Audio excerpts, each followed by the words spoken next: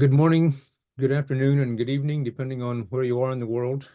This webinar is about learning about and discussing this new research on the problem of persistent acute malnutrition in the dryland areas and particularly in northern Kenya. My name is Dan Maxwell. I'm a professor at the Friedman School of Nutrition Science and Policy at Tufts University and a member of the research team at the Feinstein International Center, and I'll be your moderator for the day today. Today, I'm pleased to be joined by 5 distinguished panelists. Each of them brings an extremely relevant and unique experience to this discussion. So let me introduce them one by one in the order that they will appear today.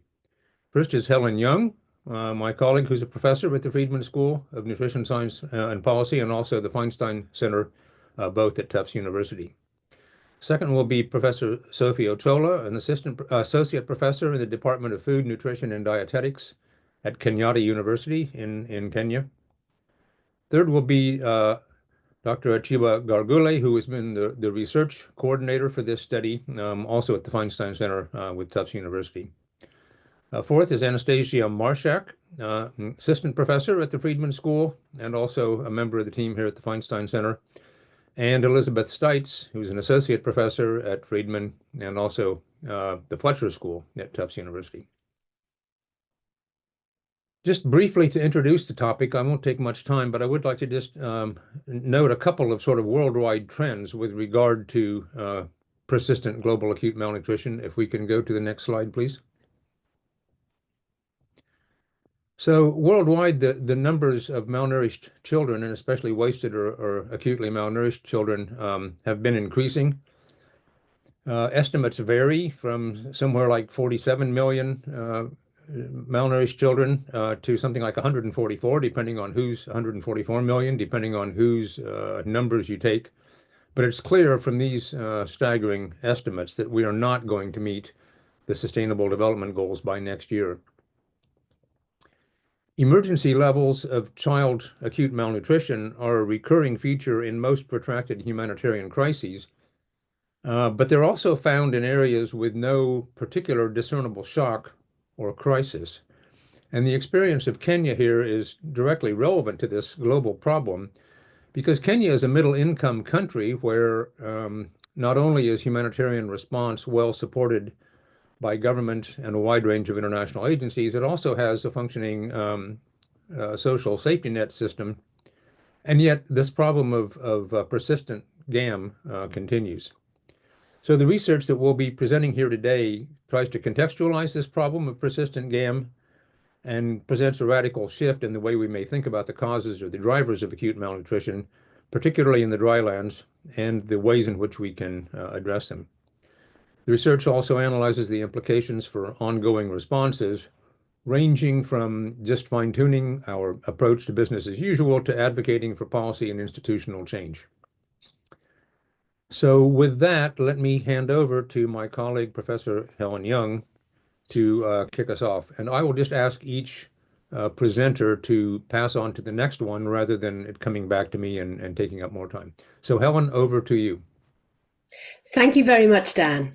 And just to say, I'm delighted to see such a good turnout and high number of attendees. I think we have more than 420 registrants at this point, so we're expecting more to join, hopefully. So here is an outline of our joint presentation today. After I review the aim, methods, and conceptual framework, we then present the acute malnutrition trends in our study, and we review the basic drivers of malnutrition.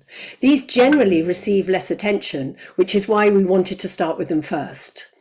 We then go on to consider the underlying and immediate drivers and the characteristics of the malnourished child, and the implications of this research for practice, policies, and programs, after which is the Q&A. The Kenya demographic health surveys have all shown that in Kenya, child wasting is consistently higher in the Asal or dryland counties as compared to the rest of Kenya, and as shown in this graph on the right. The persistence of this global acute malnutrition, which we term PGAM, above the emergency threshold over the past 2 decades, has been confirmed by studies that map the acute malnutrition hotspots in these drylands. So Kenya is one of many countries that is affected by this particular problem across Africa, Asia, and the Middle East. And this was highlighted in an early study in 2018, and the various countries are listed in the graph. So recognizing the scale and persistence of this problem, 5 UN agencies jointly developed the 2020 Global Action Plan on Child Wasting. And importantly, this advocated for radically improved solutions addressing the fundamental drivers of malnutrition. So this global action plan really sets the scene for our USAID Nawiri project and our longitudinal study.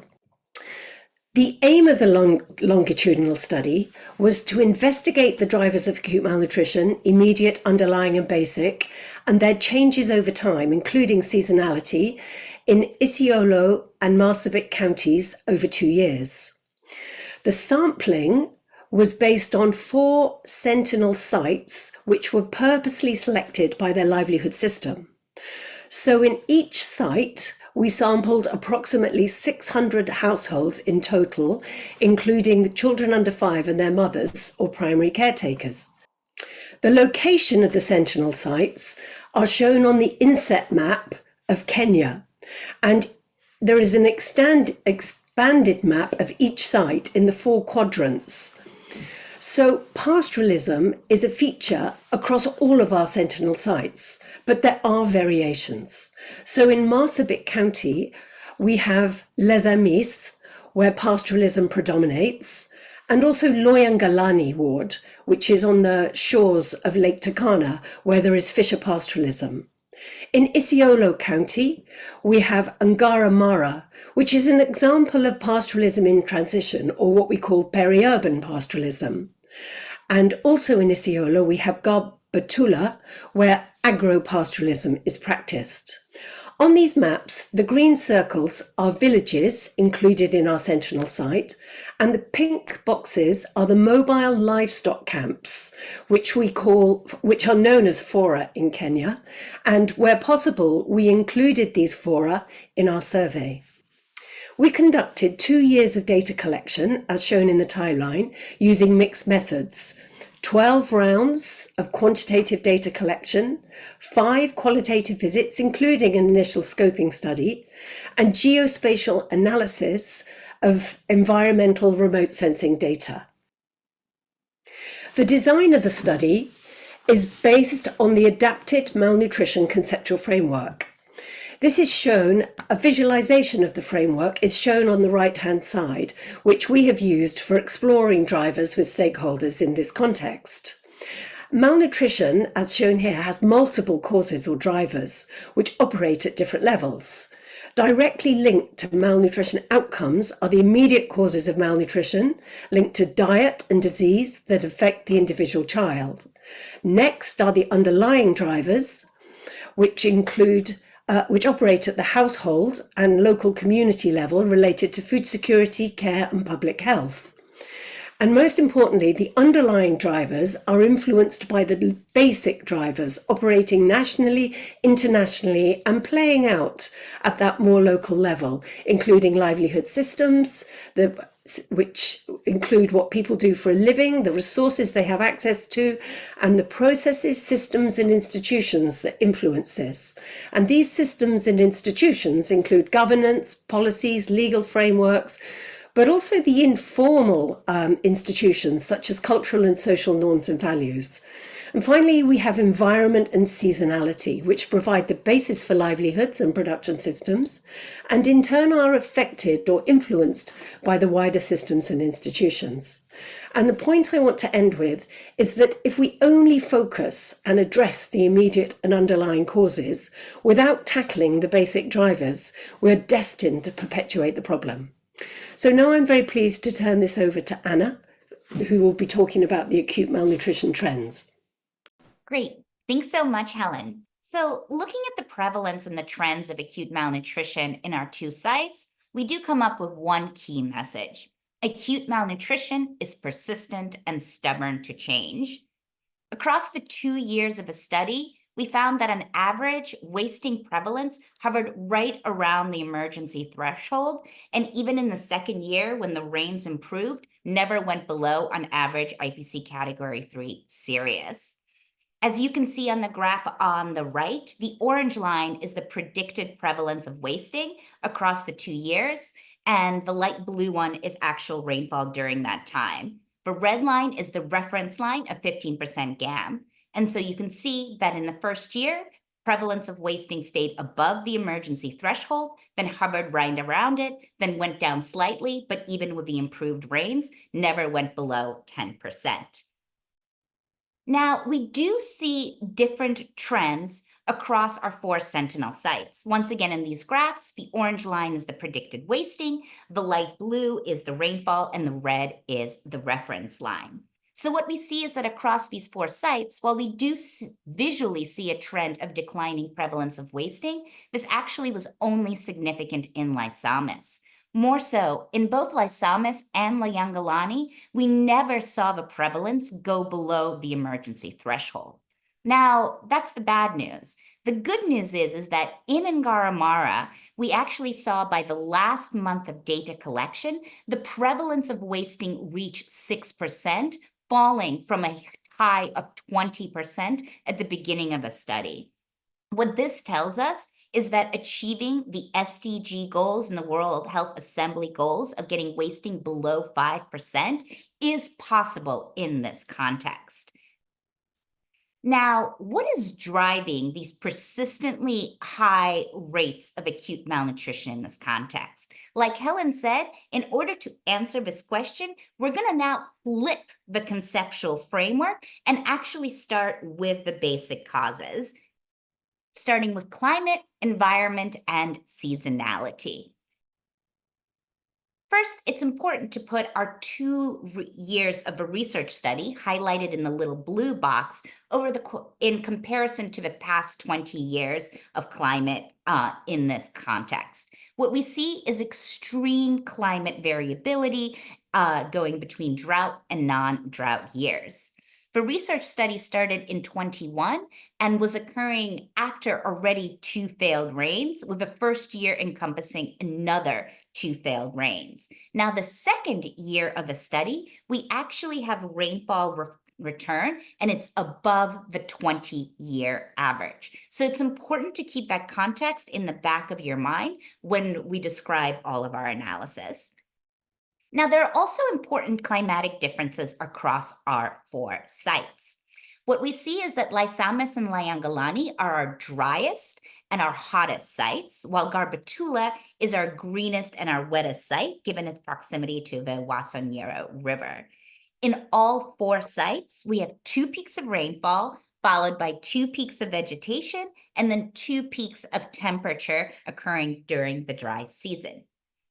So why is it so important that we talk about this climatic seasonality? Well, that's because the climatic seasonality is then directly reflected in our seasonal patterns of wasting. So looking at the same figure again, we actually can see that seasonal variability, meaning the change within the year, is equal to or greater than annual variability. So the difference between the best time of year and the worst time of year from a GAM prevalence perspective is as big as greater as when comparing a drought year and an above average rainfall year.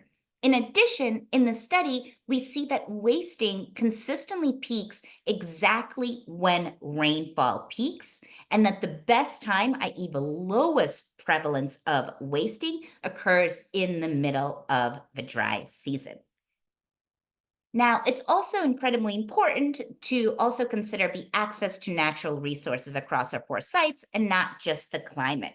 So going back to the map that Helen showed originally, we can see that our sites in Layangalani have access to Lake Turkana and the resources associated with that. In Lysamis, households have access to multiple seasonal rivers and pasture. Our Ngaramara site lies right on the paved A2 highway near Isiolo town, so benefits from those services provided by being a peri-urban area.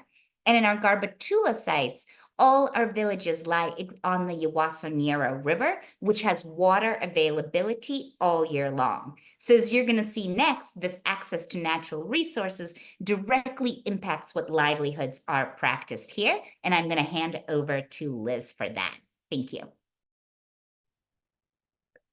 Thank you so much, Anna. Next slide, please. I'm going to continue talking about basic drivers, and now I'm going to focus on livelihood systems in these areas. This slide examines what your household does for a living in each of the Sentinel sites.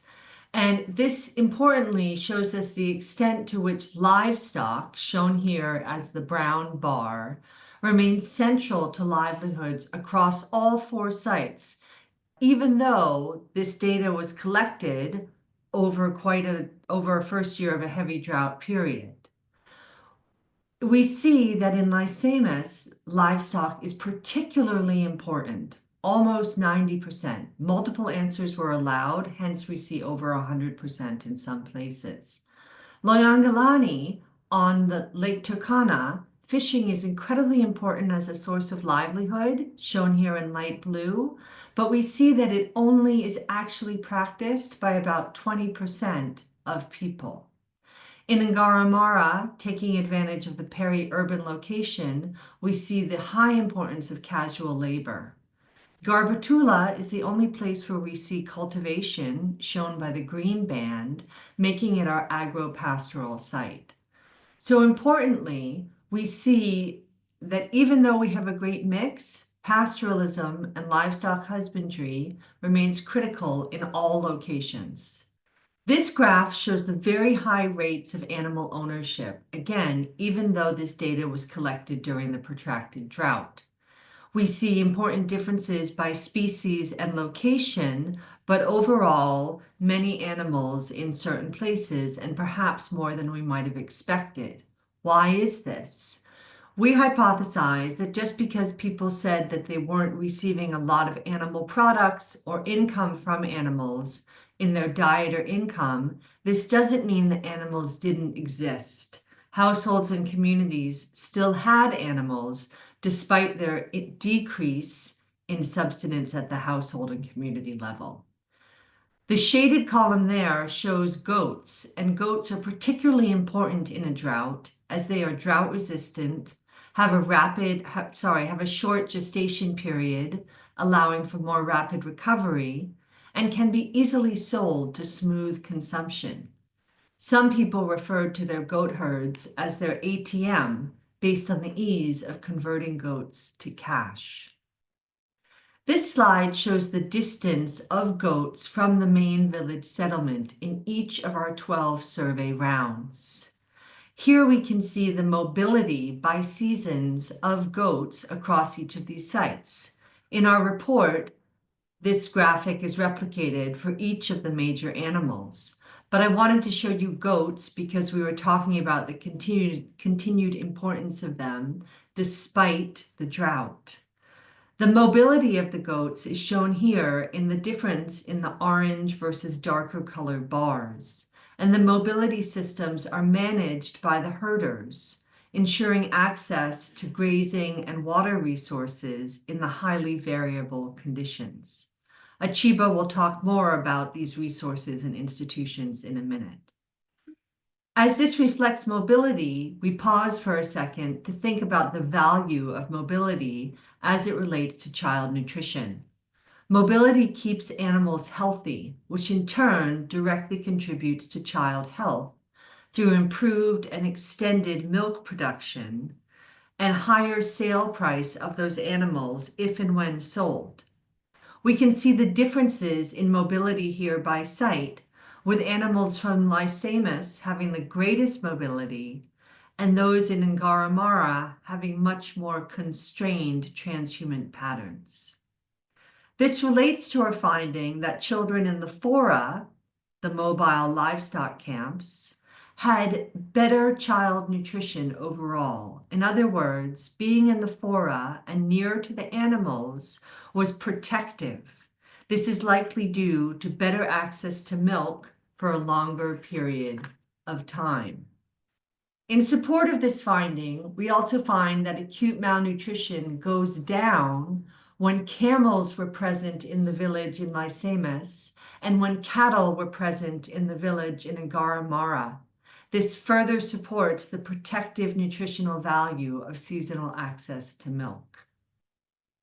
This slide examines livelihood diversification in the different sites. Specifically, we asked people about diversification other than their livelihoods of livestock production, fishing, and cultivation. So you don't see those livelihoods analyzed here. These are the additional activities. What we see overall is that households are engaged in multiple activities, even in Lycemus, where livestock production played such a big role.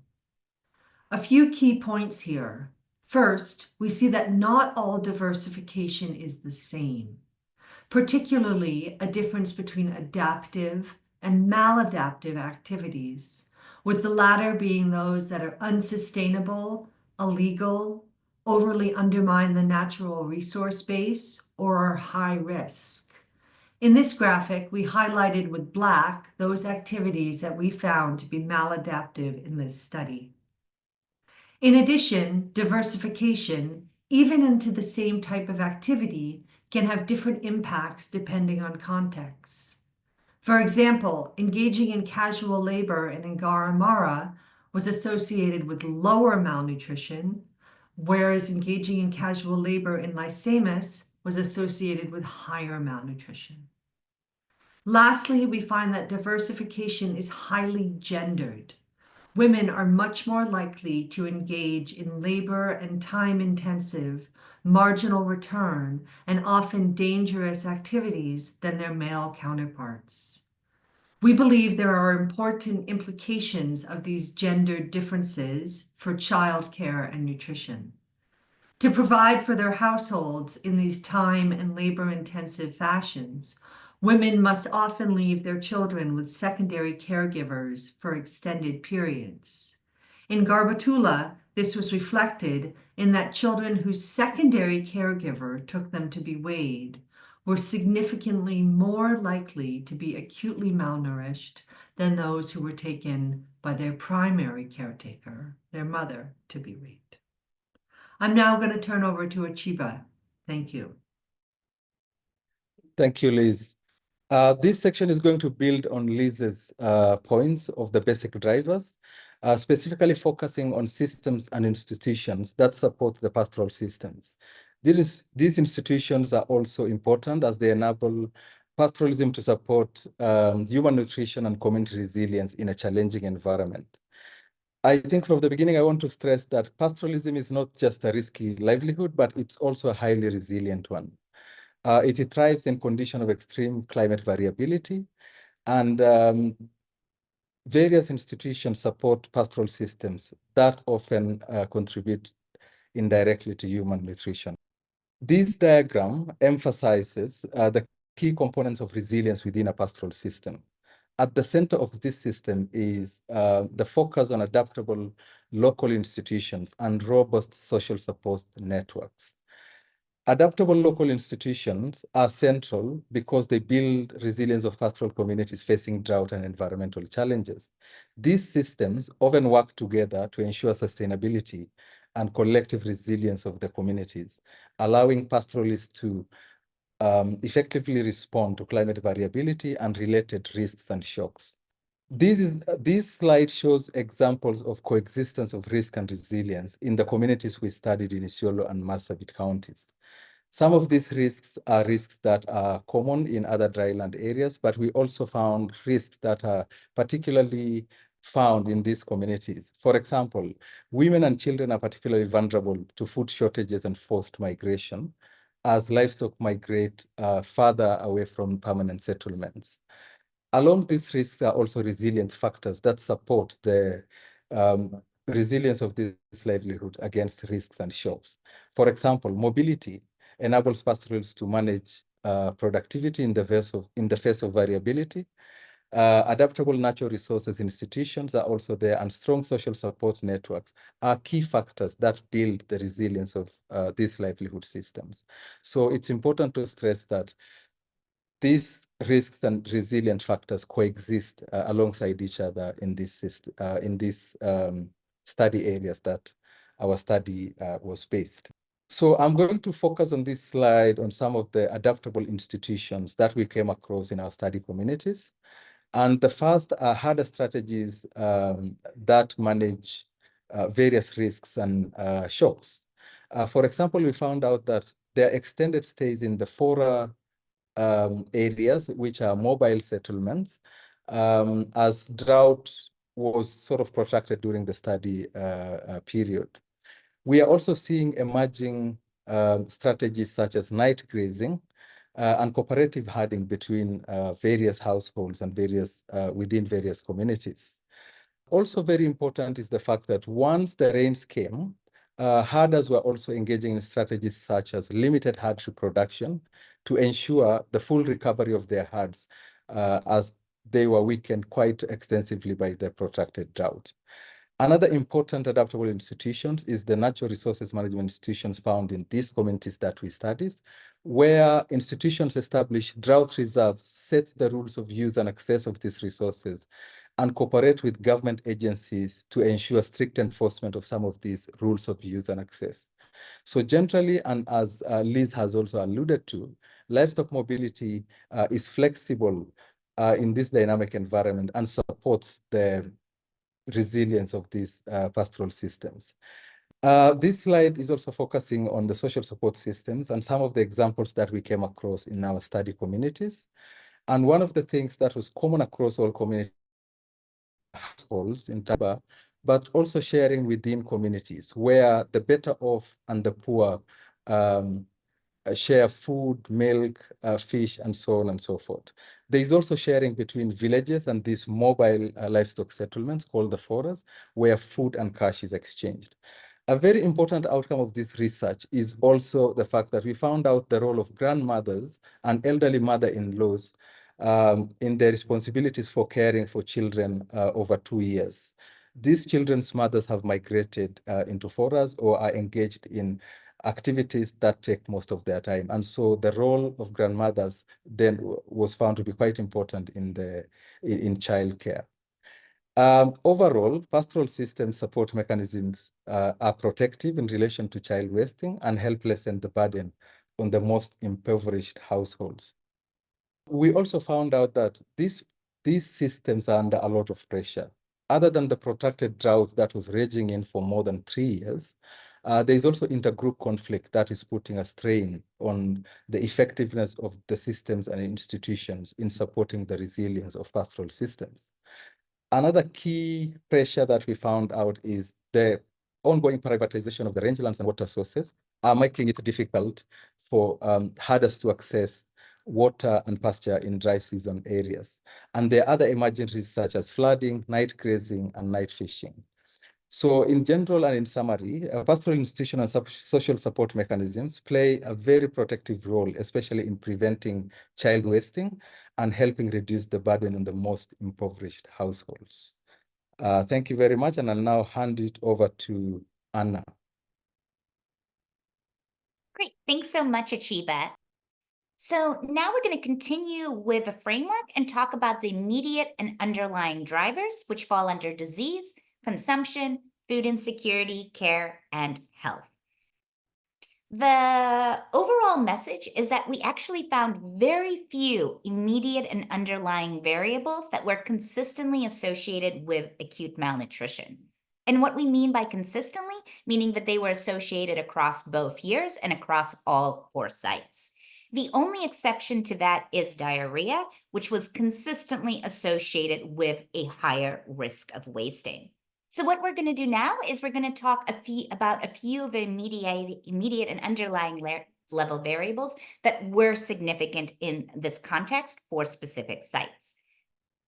We're going to start with food insecurity. So what we found was that food insecurity and consumption were extremely important in Garbatulla. Children who had consumed vitamin A-rich fruits or vegetables or meat in the past 24 hours were significantly less likely to be wasted, while children who had consumed tubers or roots, food associated with a coping strategy, were more likely to be wasted. In addition, we see that food insecurity was significantly correlated with a higher risk that a child was wasted in that household. However, we only saw these relationships in Garbatulla, where we do see a higher practice of cultivation, but we didn't find them in any of the other sites.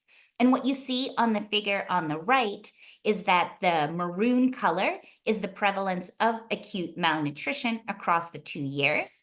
And you can see that the seasonal pattern is directly aligned with diarrhea, hence we see those consistent links. The beige color is the inadequate food consumption as measured by the months of adequate household food consumption variable.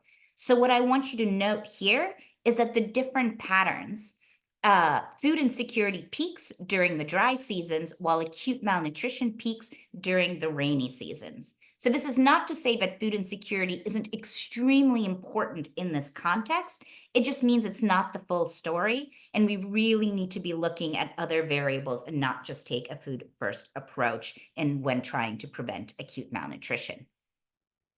We also found the surface water, consumption of surface water in Garbatulla was significantly associated with a higher risk of acute malnutrition. By surface water, we mean river water, lake water, pond water, etc. But given Garbatulla's proximity to the Wasonyera River, it's probably capturing consumption of water from that river. So what we see is that surface water consumption in Garbatulla is extremely seasonal. That's what the figure on the top shows, where surface water consumption peaks in the dry seasons and is lowest in the rainy season. That means that it is extremely seasonal, and more targeted programs during that time could prove to be cost effective in reducing surface water consumption and then having that knockoff effect on reducing acute malnutrition. We also found that open defecation was significantly associated with higher acute malnutrition, but only in our Loyangalani site. What you can see on the figure on the right is that the brown dashed line is the prevalence of open defecation, and the orange line is the prevalence of wasting in Loyangalani. And they follow exactly the same seasonal pattern, both peaking during the dry season. So similar to surface water, by targeting open defecation during those key periods, we should also have an effect on reducing acute malnutrition in a more cost-effective way. Finally, we look at household demographics. What we found is that household demographics mattered most in Ngaramara, our peri-urban site. Disability was particularly important. If a female caretaker had a disability, the child had a significantly greater risk of being acutely malnourished. Different variations of these variables was also significant, including looking at disability as a proportion of the household was also associated with a significantly greater risk that a child was malnourished. The marital status of a female caretaker also mattered. If a female caretaker was single, it was a higher risk, but also if a female caretaker came from a monogamous versus polygamous marriage, we saw a higher risk, most likely proxying for the wealth of the household. Now, what this shows is that in more urban settings where social capital is lower, household characteristics matter a lot. And this has important implications how we do targeting in urban versus rural settings. So now I'm going to hand it over to Sophie to talk about child characteristics. Thank you very much. Okay, thank you, Anna. I will first of all start by talking about the characteristics of a malnourished child. Our findings show that age, sex, and female caretaker nutritional status were most consistently associated with acute malnutrition. Older children, particularly those aged 4 and 5 years, were much more likely to be acutely malnourished compared to younger kids. Now, this goes against global literature, which identifies younger kids as more vulnerable. But however, when we looked at the Kenya Demographic Health Survey, the most current of 2022, we also did notice the same trends. We also noticed the same trends in the neighboring countries, which had suffered from severe drought in the year 2021-22, and in particular, Somalia. So our hypothesis around this finding was that younger children are prioritized during times of food scarcity, rendering the older child more vulnerable. And we can see that across the 4 sentinel sites. That was the overall picture. We also did find out that boys were much more likely to be acutely malnourished compared to girls. In our findings show 21% of boys acutely malnourished compared to 16% of girls. Now, this finding is in line with literature across Africa. Boys tend to play away from home more than the girls and are more likely to miss meals. Now, in the ASAL context, boys also tend to be away from home, accompanying siblings or even their fathers to go herding, to herd livestock. But we also did find some difference in our data. In Garemara and Garbatulla, the increased vulnerability was not consistent across, the years, implying that there are some factors, there are some modifiable factors that or aspects, to this trend. And we can see there, Garemara and Garbatulla, we can see, this is female, the light gray, that in some years, at some data collection points, the girls are more malnourished than the boys. Now, a very interesting finding was that the female caretaker, irrespective of the sentinel site, if the female caretaker had lower MWAC, the child was significantly more likely to be wasted. We had expected that the pregnant woman or the lactating woman, that there would be an association between that and their MWAC on levels and acute malnutrition of their children. But what this finding is telling us is that it is likely that it is not just the child, but also the female caretaker that is vulnerable to malnutrition. So the crux of the matter now, what are the implications of our findings in terms of programming specifically, and maybe, policy formulation? First, I will look at implications for assessments, surveys, and surveillance. We, as recommending that we disaggregate malnutrition data by age and sex, especially for the data sets that are not disaggregated by these 2 variables, so that we can do more specific targeting for those that are more acutely malnourished or those that are more vulnerable. That we should map malnutrition hotspots using secondary data, and that these malnutrition hotspots should be included in assessments and surveys. And thirdly, that the screening and analysis for acute malnutrition should, in addition to using MWAC measurement, also use MWAC for age. Now, why do we recommend this? as many of you may already know, is that MWAC only, when used for screening, leaves out many children who are acutely wasted compared to weight for height Z-score, which is the standard, as many as over 40%. And our data did, confirm this. But when we looked at MWAC for age vis-a-vis weight for height Z-score, the discordant was much smaller, meaning that we would get a higher coverage and more children getting into treatment programs.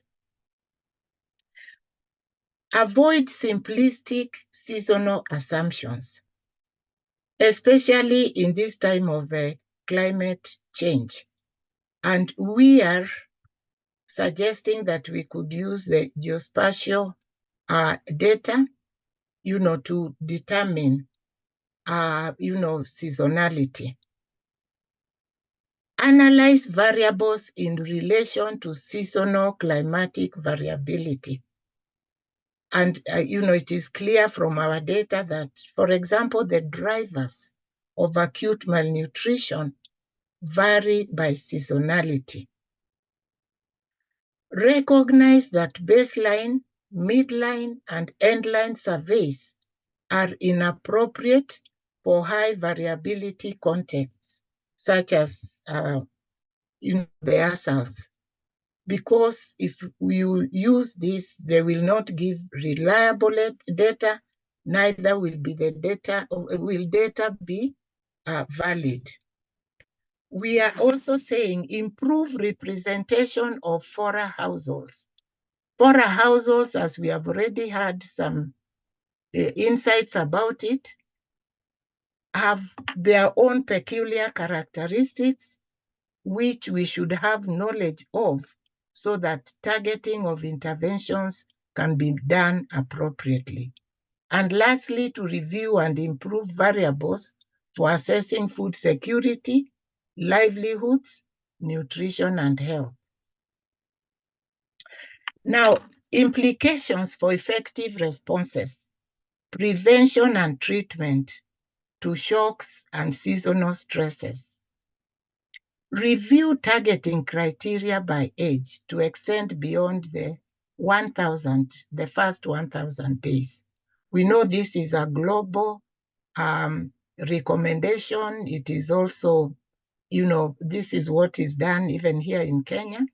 But because our data is showing that children beyond this age, the age of 23 months, are vulnerable to acute malnutrition, that they should be actually, targeted.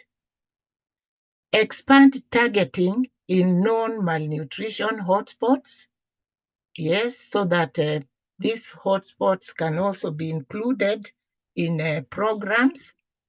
Enhance screening and treatment coverage for FORA using simplified protocols. We know that most of the FORA are in hard to reach areas with limited infrastructure, and that's why we are recommending that simplified protocols be used.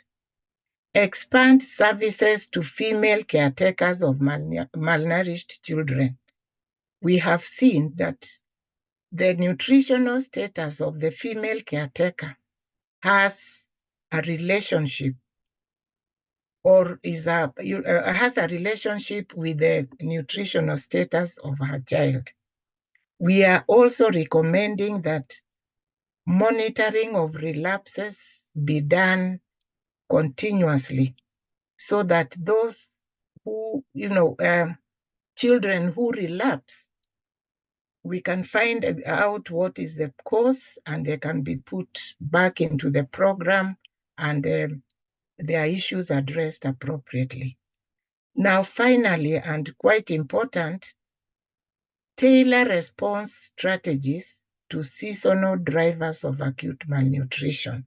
We should not have a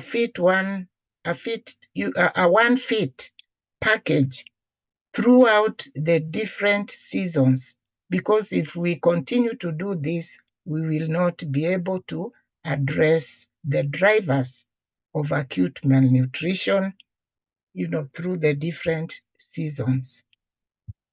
And now lastly, and very importantly, I know this has already been mentioned by Helen, that there is need to go beyond the immediate and underlying drivers and address the basic causes for sustainable prevention of acute malnutrition.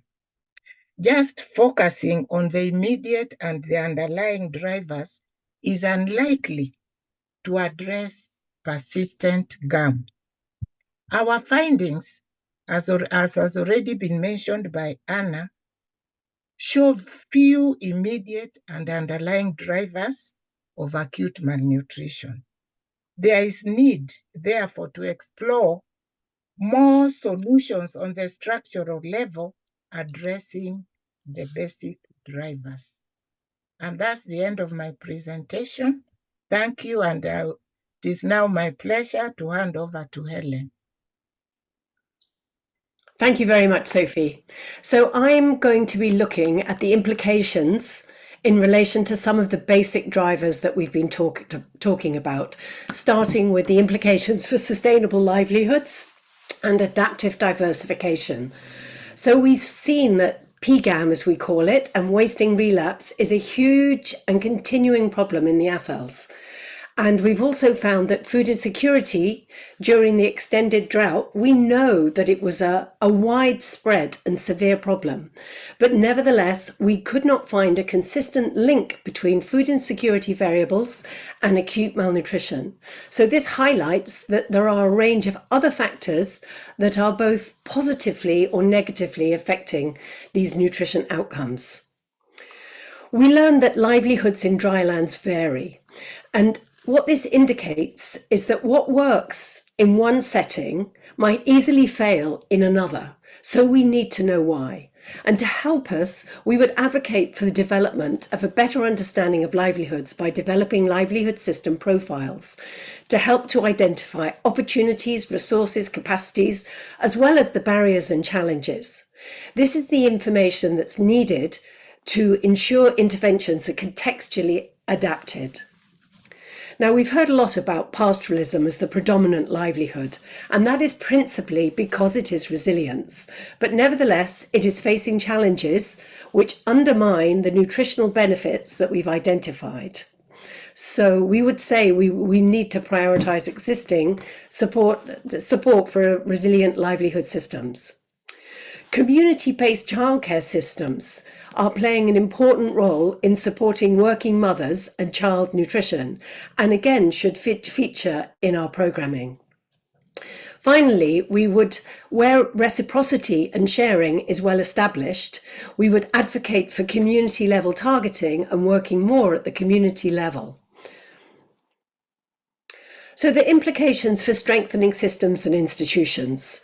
We've talked a lot about pastoral institutions, which are adapting in order to address the challenges of persistent drought through management of environmental resources and herder drought management strategies and community social support systems.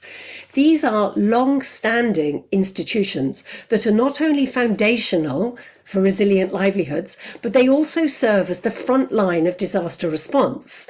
They have been supporting and protecting livelihood systems while providing immediate day-to-day help and support at the community level.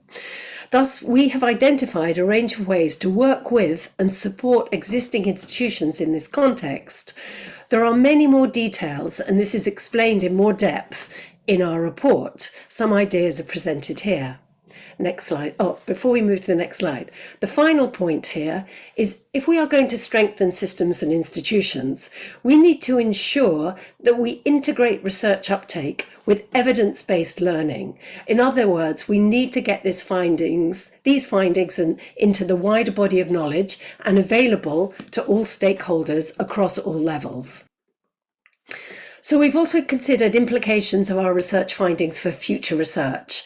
And here are some research questions about issues we've identified, starting with the role of community targeting versus the more common individual and household level targeting, and also seasonal programming for prevention. We've noted that surveys that exclude children who are in the fora in the mobile livestock camps are inevitably biased. So a crucial question for both SMART surveys and the DHS surveys are, how does the inclusion of fora children affect survey results? The fora, we know, offers important protection for nutrition, but it also incurs risks, and we need to know how to better adapt services for fora communities.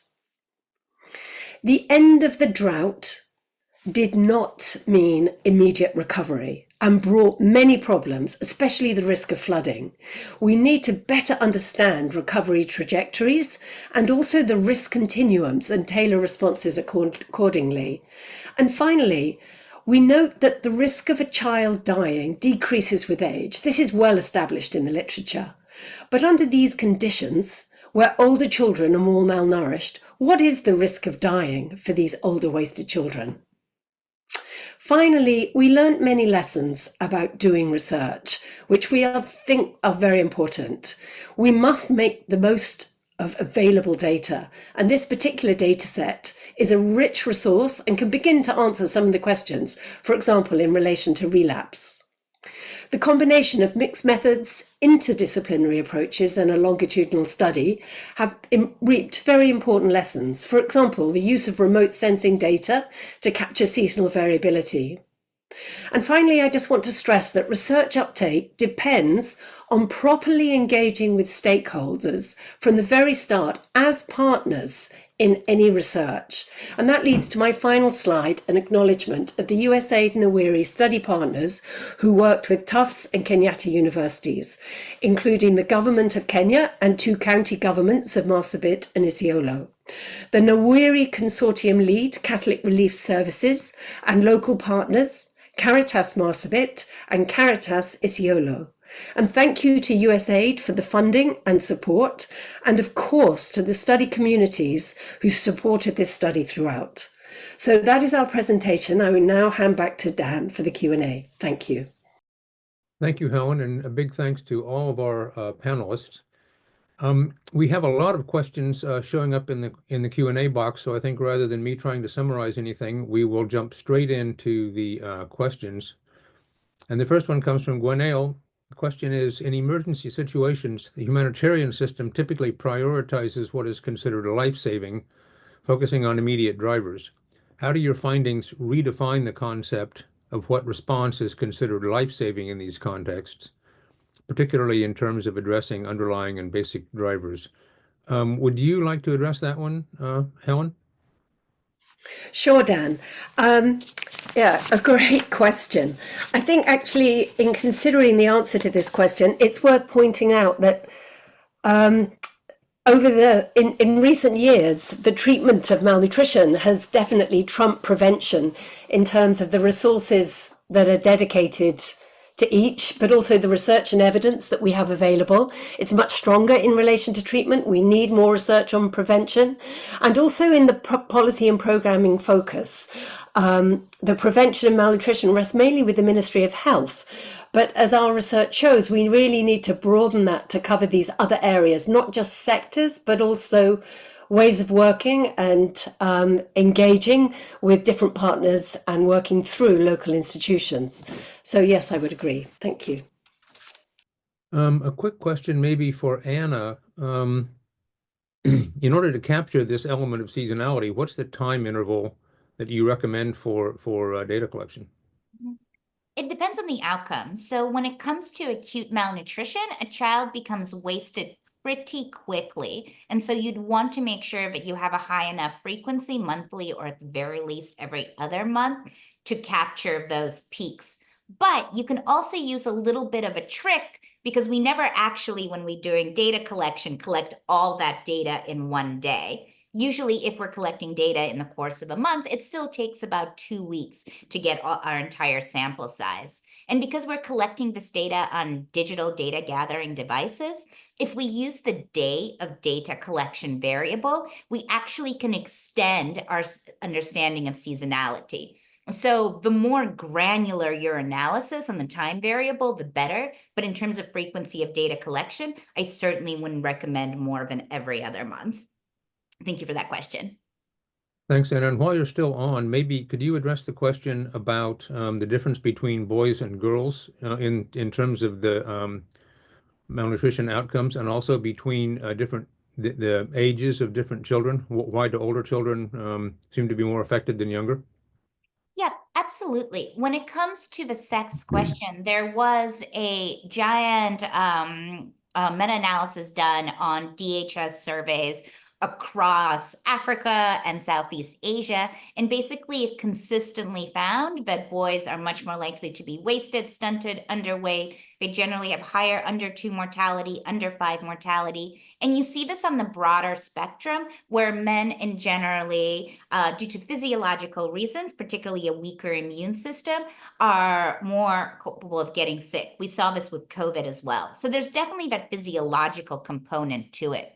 I think what makes this more interesting is that it is not always a consistent finding, like we saw in Garamar and Garbatulla, that relationship switched. And so there must be modifiable aspects to this, but the majority of it is explained through different immune systems and response to diseases that men and women have, and then that's reflected in their nutrition outcomes. When it comes to age, if you look at the global literature with respect to weight for height, we generally find that younger kids, particularly at the 12 to 24 month period, are more vulnerable to acute malnutrition. But you have to remember that this data is being collected in stable context, or at least during stable periods. What we're trying to say, I think, is that when we're in a humanitarian, protracted drought, high food insecurity situations, those relationships can change. And it was first noted by Helen and Susan Jaspers in Darfur during the famines there, where they found a much higher risk of acute malnutrition for older boys. And then we see it again in the Kenya data. We see it during the drought in Somalia. And so we think that when there's this wider issue of food insecurity, younger children tend to be more protected through breastfeeding and caretaking practices, while older children might be left out both from programming and caretaking. So you see the switch happen, but most likely, at least what we hypothesize, is that that switch is relevant for humanitarian food insecurity context, but then it might likely switches back when things get back to normal, and programming should be tailored accordingly. Thanks for that question. Over. Thanks. I think maybe a question for Sophie here.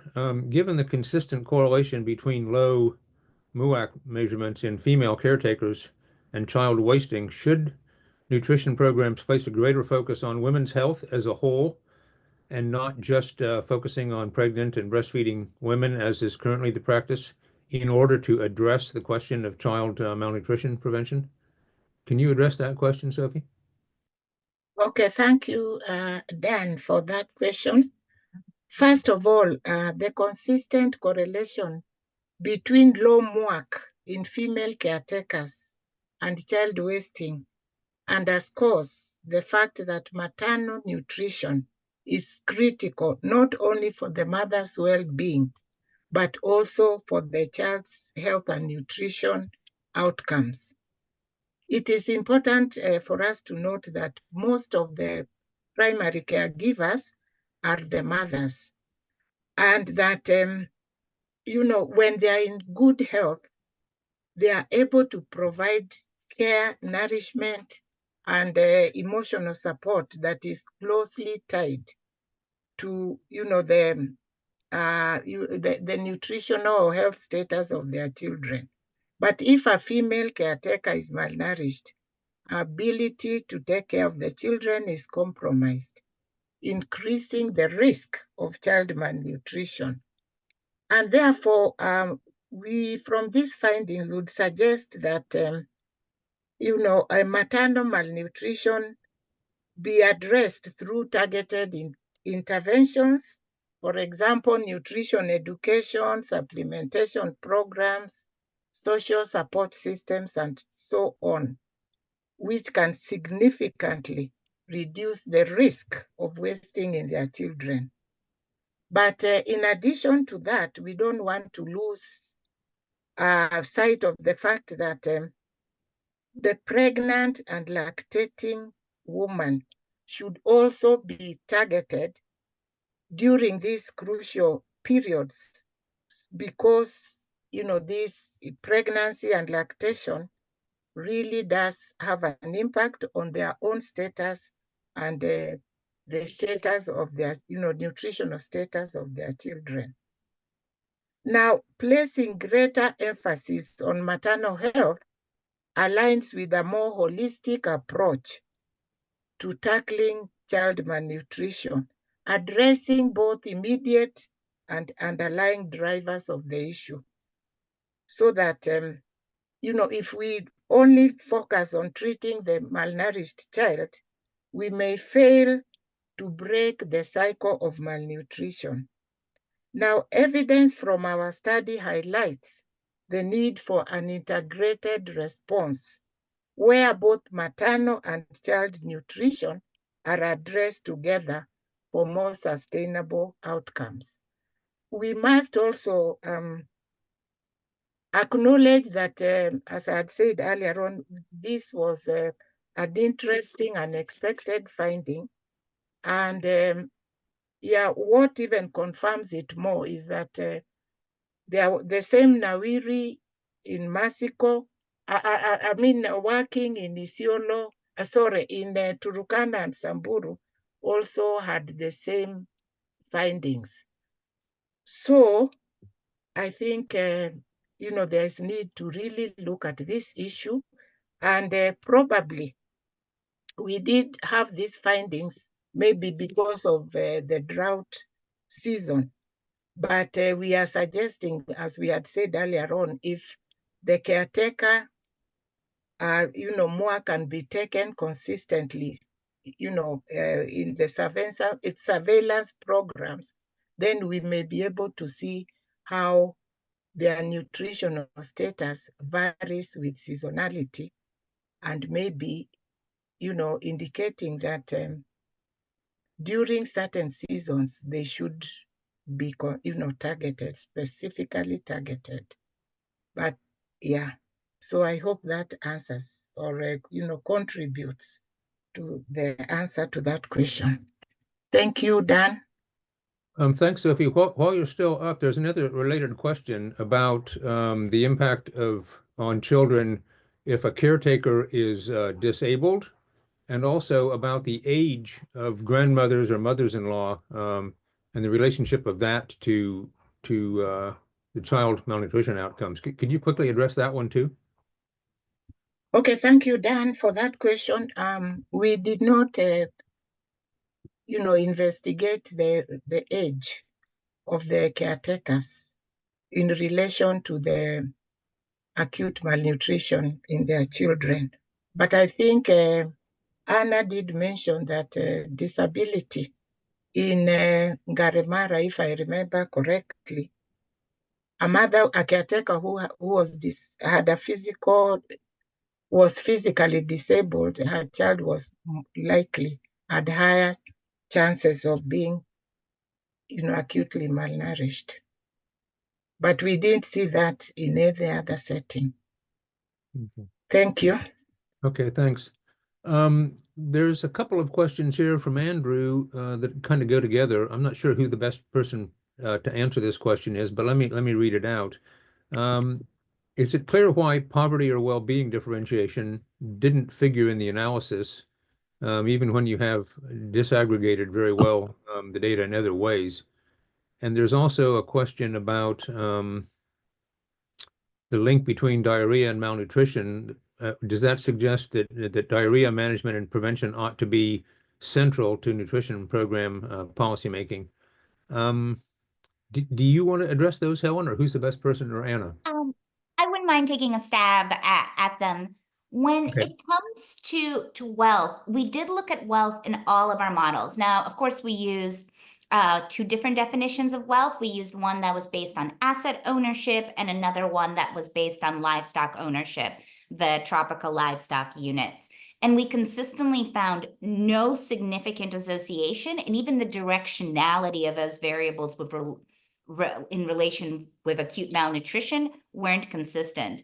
There was a large study, again, using DHS data a couple years ago that was looking at the relationship between wealth and nutritional status and came to the same conclusion that on the individual level, it's not necessarily a good predictor to differentiate between acutely malnourished children and not.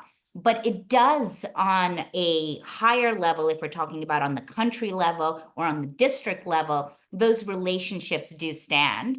And so what we think is that maybe the reason we're not seeing it so much on the individual level is because of the high level of household sharing that goes on. And this could be related to food insecurity as well. The argument that the authors of that big analysis with relation to wealth make is that in a lot of places, because there's so much community sharing, that maybe it's more the community drivers that everyone partakes in that have those impacts, as opposed to, does it matter if your neighbor is wealthier than you? You're all open, you're all affected by open defecation. So we didn't see it in the study on the individual household level, but we do know that those relationships exist when you're talking about the broader level. And then on the diarrhea point, I did want to note, we saw that it was consistently associated with acute malnutrition, but at the same time, the overlap between the two was really small. Only 16% of children both had diarrhea and acute malnutrition.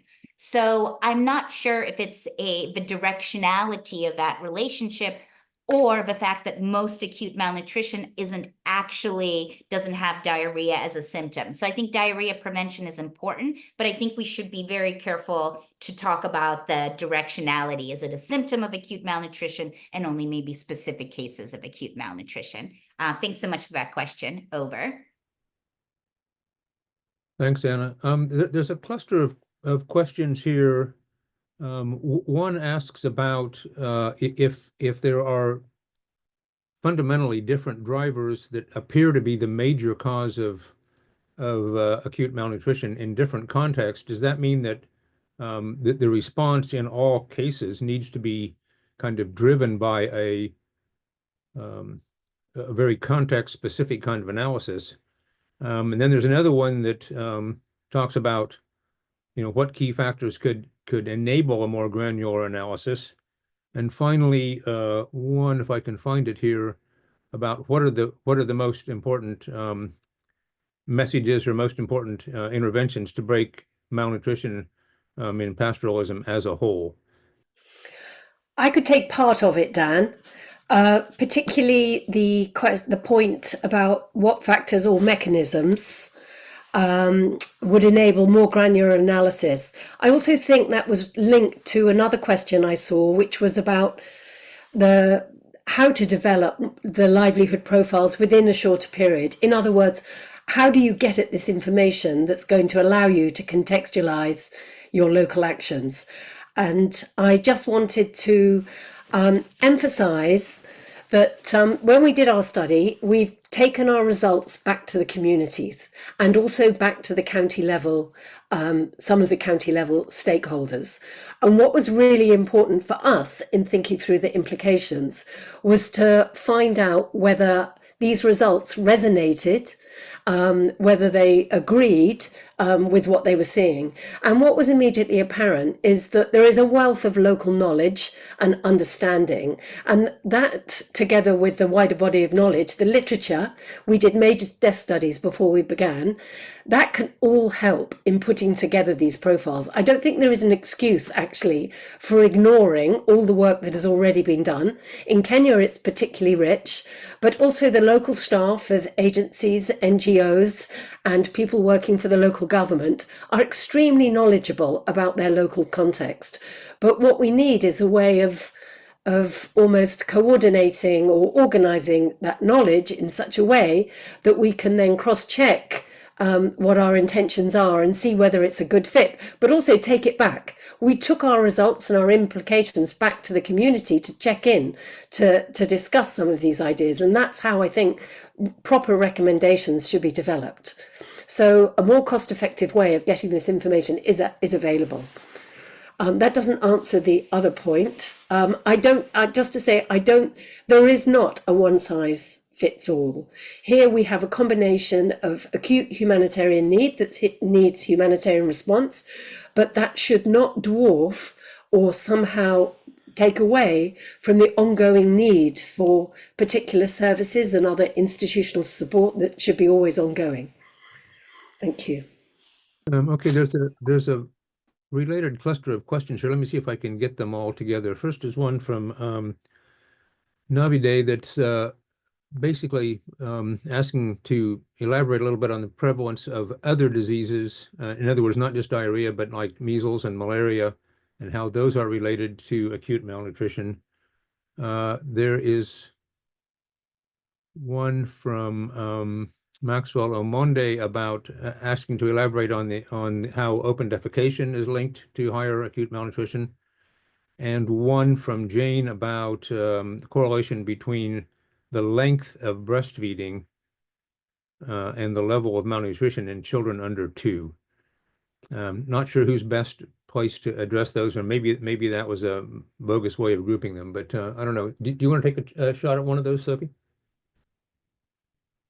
Sophie, do you want to do the disease one and talk a little bit about the prevalence, or do you want me to do it? No, please do it. I'll talk about the breastfeeding. Perfect, thank you. So we looked at fever, measles, malaria, respiratory illness, and diarrhea, so the traditional indicators. And what we found is that respiratory illness was by far the most prevalent. We were actually quite surprised. It was something like 70% of all children reported having a case of respiratory illness during the past 2 years. This could be capturing COVID cases, we're not sure. So all of these other diseases did have a highly seasonal pattern to them. And so there should be programming that targets based on those seasons, but none of them were surprising. So malaria peaks at the end of the rainy season across all contexts. We saw some relationship with malaria and lysomis. It just wasn't necessarily as robust. And the protective factors of having bed nets there. But then we didn't see any other consistent relationships with disease other than diarrhea, because they likely go hand in hand. But the most prevalent by far was certainly respiratory illness. And I've heard that that's been popping up in some other studies as well. Thank you. Over. Yeah, so I'll just respond to the one on breastfeeding. In our study, we didn't investigate the duration of breastfeeding vis-a-vis the acute malnutrition. So, but what we know is that, majority of the children were breastfed, maybe not for the required or the recommended period of 2 years, but we did concentrate more on complementary feeding than on breastfeeding. So I think maybe in future that is something we can think of. Thank you. Maybe a quick question here for Achiba from Abdulaziz. It says, does the research recommend that goats are the more preferable livestock in dryland areas or in drought seasons to prevent acute malnutrition? Could you address that question, Achiba? Thanks, Dan. There's definitely some evidence that goats are preferable livestock species, especially the ones that are left at home, either as milking herds or goats that are not migrating with the larger herds. As Liz has mentioned in her presentation, goats were also preferred because of ease of sale by households, and also because decisions to sell goods sometimes, in most times actually, are left with the women, as opposed to, selling a camel, in which case the decision will be made by men of the household. So I think in that sense, it contributes to, availability of cash or even milk that the household can use to cushion itself from or cushion children from malnutrition.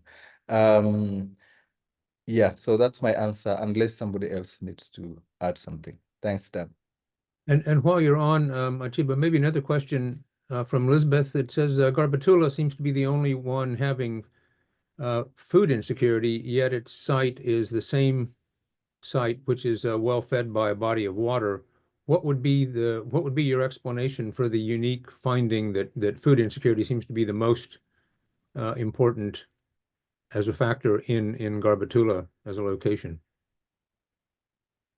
I can say something about especially the farming in Garbatulla, which is actually limited because communities depend on the floods coming out of Ewasonyiro. And during Nawiri study, mostly it was dry because it was. I'm sorry, Atiba. I think we've lost you for the moment. We'll come back to that one. Dan, can I just quickly jump in on that one? And she's Sure, going to go go ahead, into more detail. But I Sure. do want to note that overall, food insecurity was extremely widespread, where if we're using, according to indicated, most households reported being food insecure across the entire study. So we know it is a very serious issue in this context. It's just, it was only correlated to nutrition outcomes in Garbatulla, meaning if your household said they were food insecure, the child was much more likely to be acutely malnourished. In the other sites, it didn't matter. The household could say they were food secure or food insecure, and the child had exactly the same risk of acute malnutrition. So what we're saying is that food insecurity seems to matter in Garbatulla for differentiating across households and children, but not so much in the other sites. And that there's probably other drivers, some of them covered under the basic drivers, that are more important for that differentiation. Why is it specifically food insecurity in Garbatulla? I think we can only have some hypotheses, but we don't have a clear answer, nor is it necessarily that if you were to do the study in 5 years, you would find the same thing. I think part of it is the variability of these things across space and time, and it's important to have that nuance in the back of our minds when trying to tell these stories. Thank you. Right, but I think the specific question was, is that explained by access to year-round water from the Ewasonyiro River, or is that a coincidence? It probably has to do with the livelihood profiles and the systems in Garbatulla. And part of that is the access to Ewasonyiro River. It has a much more mixed livelihood system in terms of households practicing cultivation, livestock keeping, and business. So it's probably part of that story, but what the exact reason for it and why Garbatulla food insecurity struck out so much, it could be because it's much better on some of the other indicators, and so food insecurity is more prominent, but I'm saying we don't have a sure answer except for that we see that this link and that it was consistent across the 2 years where our food security variables were significant and really good at predicting acute malnutrition. Sorry for, I think the answer is we don't quite have an answer, and that needs to be investigated. So thanks for getting at that, Dan. We need more research. Okay. What question I think maybe for Helen, kind of about the sort of maybe more 5,000-foot view, but are there key trends or drivers of malnutrition that emerged in this or other recent studies of yours that were not identified in earlier studies? So in other words, kind of what are the new, the new news here about major drivers, and particularly with regard to the political issues and conflict in the region? Can you address that, Helen? Yes, I'll have a go. First to say that actually, thank you for raising the issue of conflict. It's something that we haven't mentioned so far, but we were critically aware of the constraints and challenges that local conflict of different types presented in communities, whether it was to women going out to look for to look for firewood and, coming across unfriendly neighbors, or whether it was much wider kind of natural resource-based conflict between different ethnic groups. We didn't relate this. This was not included in our quantitative analysis and models. We only looked at it qualitatively, but it was definitely a very important factor. And I think it's something we need to take into account in future studies, particularly, for example, in Ngaramara, frequent displacements and attacks literally a day after I was personally with the qualitative team in the field. So clearly it's important. But the area that I want to highlight that we looked at in this study that is rarely included in studies looking at drivers of malnutrition is around livelihoods, systems, and institutions.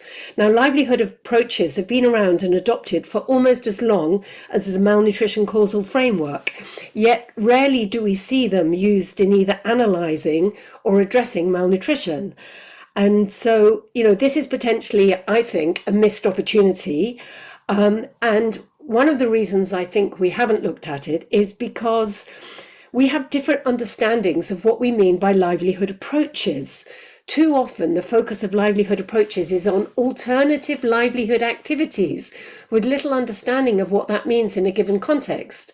As Liz explained, casual labour is positive in one context and negative in another. So we need to have a better understanding of what we're supporting, but also recognise it's not just about the activities. More importantly, it's about the institutions that mitigate or address the challenges. And that's what many of the local institutions are all about.